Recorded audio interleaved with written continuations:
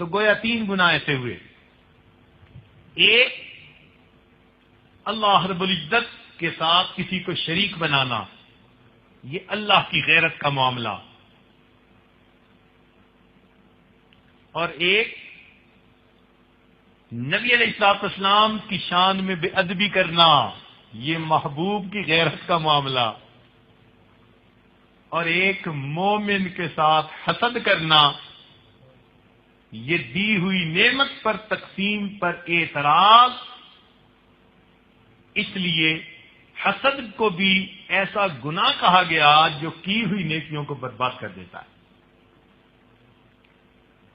بھائی اول تو ہمارے پاس نیکیاں ہیں نہیں، اور اگر کوئی ٹوٹے پھوٹے عمل ہیں تو فقط حسد کے پیچھے ان عملوں کو بھی تباہ کر بیٹھے، تو پھر ہم جیسا بے وقوف تو کوئی نہیں ہوتا. اس لیے حسد کے گناہ سے اللہ تعالی کی پناہ مانگنی چاہیے.